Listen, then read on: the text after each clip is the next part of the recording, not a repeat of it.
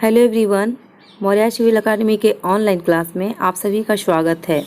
आज APSC mains paper 2 Hindi भाषा एवं साहित्य Hindi language and literature paper में कुछ कहानियाँ पढ़ना है। तो आज मैं जो पढ़ने जा रही हूँ वो बहुत ही भावुकता और वेदना से भरी दर्द भरी कहानी है। इस कहानी का नाम कफन है और इसके लेखक जो हैं वो प्रेमचंद हैं। इस कहानी में जो मुख्य कैरेक्टर हैं, जो व्यक्तित्व हैं, उसमें पिता है जिसका नाम घीशू है, उसका बेटा माधव और उसकी पुतोहू जो बेटा की पत्नी है उसका नाम बुधिया है।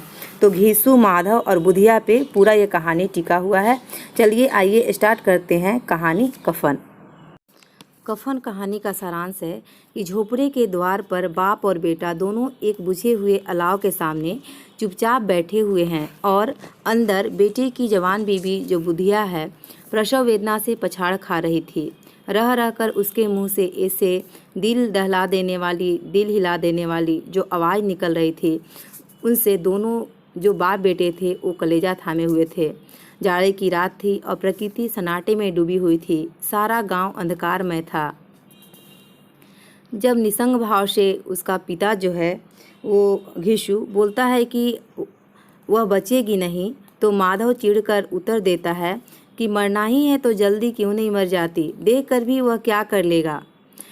इस औरत जो बुधिया है उसने घर को एक व्यवस्था दी थी।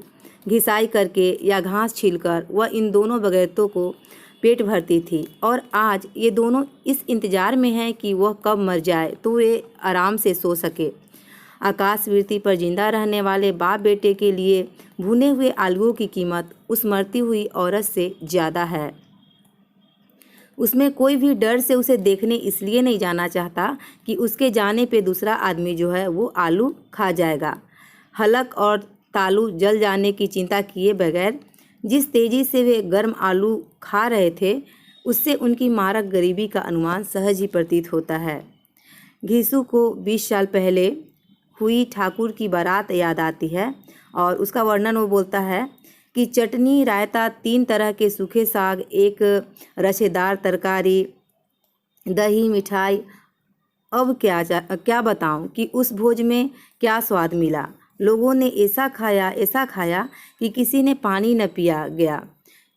यह वर्णन अपने वैरों में काफ़ी आकर्षक ही नहीं बल्कि भोजन के प्रति पाठकीय संवेदना को धारदार बना देता है।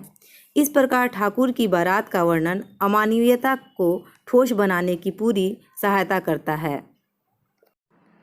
कफन एक ऐसी सामाजिक व्यवस्था की कहानी है जो शर्म के प्रति आदमी में हतोत्साह पैदा करती है, क्योंकि जिस समाज में रात दिन मेहनत करने वालों की हालत उसकी हालत से बहुत कुछ अच्छी नहीं थी और किसानों के मुकाबले में वे लोग जो किसानों की दुर्बलताओं से लाभ उठाना जानते थे, कहीं ज़्यादा संपन्न थे, वहाँ इस तरह का मनोवृत्ति का पैदा हो जाना कोई अचरज की बात न थी।